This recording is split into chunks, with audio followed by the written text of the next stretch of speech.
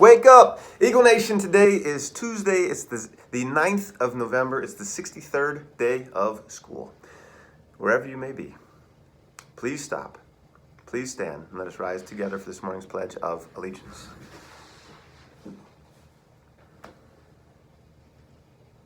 I pledge allegiance to the flag of the United States of America and to the republic for which it stands, one nation, under God, indivisible, with liberty and justice for all. Thank you. You may be seated, and if you haven't been standing for that, I want to be clear that my expectation is that all students do stand for the Pledge of Allegiance.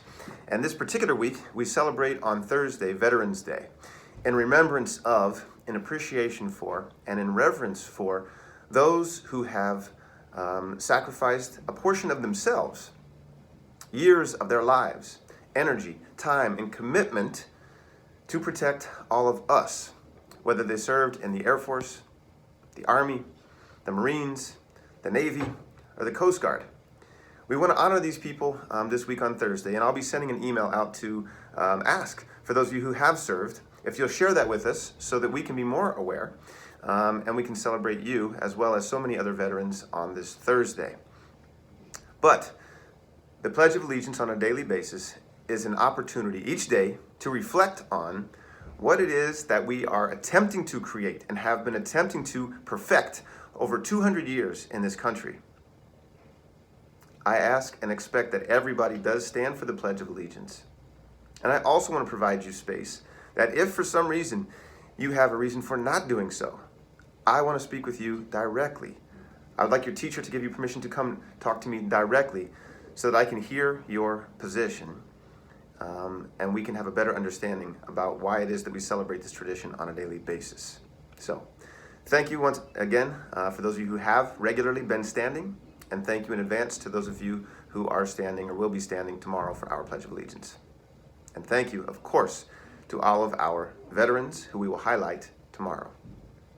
On this 63rd day of school, we also continue the celebration of Native American Indian and Native Alaskan Indian heritage. And today we have a submission that I'd like to share with you that comes from Ms. Amari Brown, our first grade teacher, one of our first grade teachers. So today we celebrate the craft and the tradition of dream catchers. And if you haven't seen it already, after you've watched this video, check out the image above, because the image you're seeing is actually a painting that was completed by an Emerson student of a dream catcher in 2019. And it was put on sale in the art gallery that Ms. Ewan does every year, and I purchased it, so it's hanging in my office. But I wanted to share that with all of you. I don't know who the artist is, though. So it was someone in, I believe, in junior high, and that student may no longer be here. I don't know. But if it's yours and you recognize it, or you know who the student is that completed that work of art, please let me know. Dream catchers are traditionally made of willow branches and can be decorated with feathers and beads. A couple of days ago, we talked about the tradition of beading. The circular frame symbolizes Mother Earth and everything that sustains life. Its circular shape also represents the continuous flow of life, as there is no beginning and no end.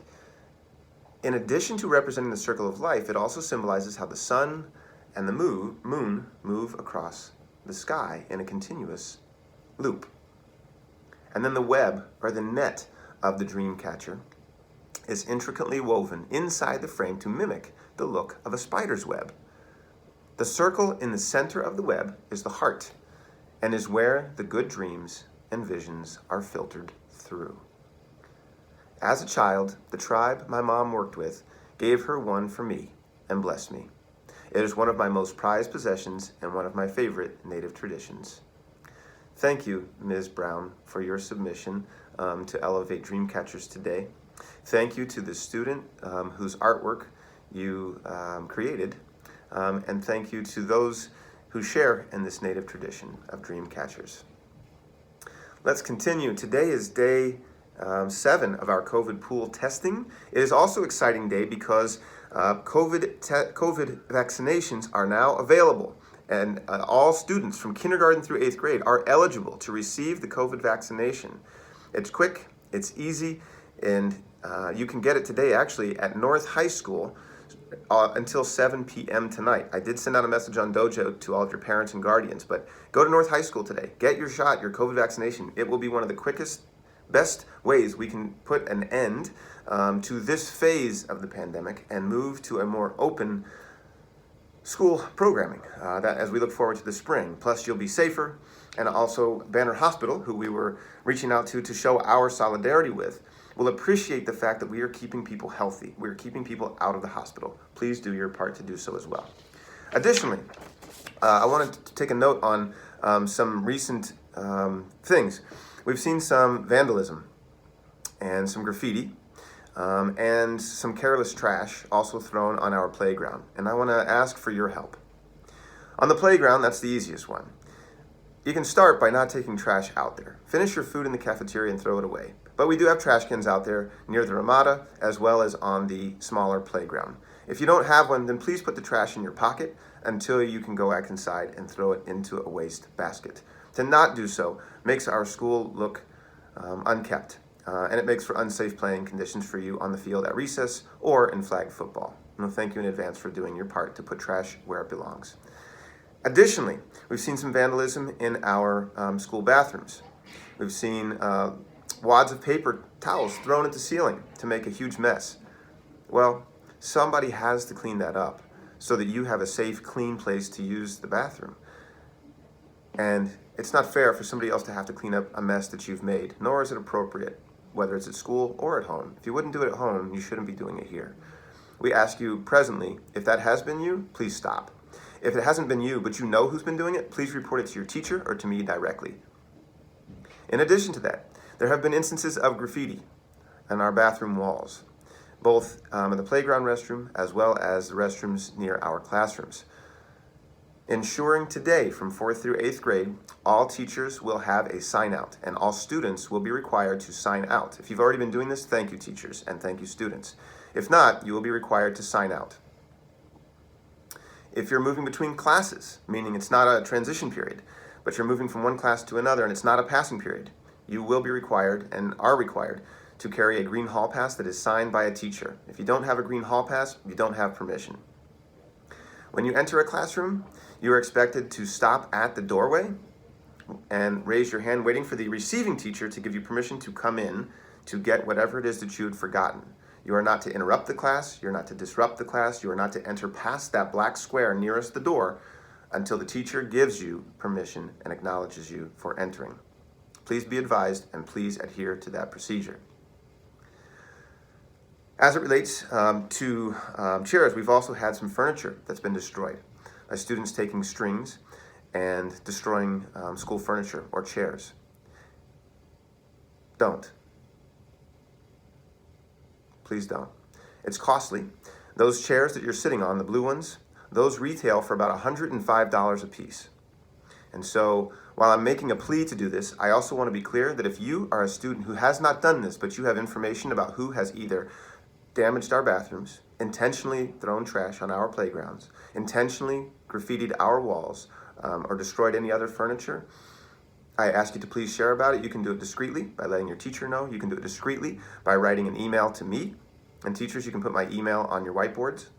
Students, you can email me from your Google accounts directly to my account, nicholas.lodato@phxschools.org. You also, in your own way, can let me know whether it's when you're entering school, leaving school, at recess, at your lunch. Get permission if you need to, or if you happen to be at the nurse, ask for permission to speak with me. There's lots and lots and lots of ways that you can share information with me. And I will follow through on it because you deserve to be in a school that is safe, to be in a school that is clean. And to those ends, should the perpetrators of these acts of vandalism be discovered, I have a plan for you. If it is something you've destroyed, you'll be paying for that item. And if you don't have a job, then you'll be doing community service hours until it is paid for.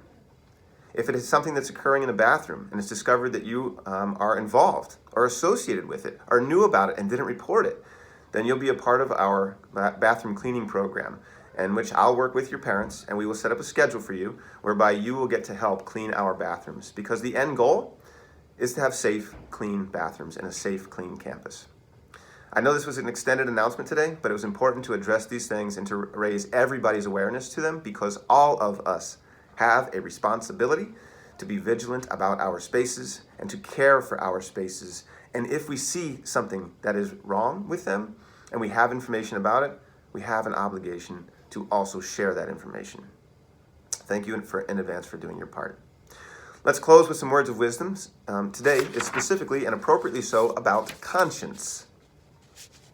Did you know that when George Washington was just 15 years old, he wrote down a list of his own rules of behavior?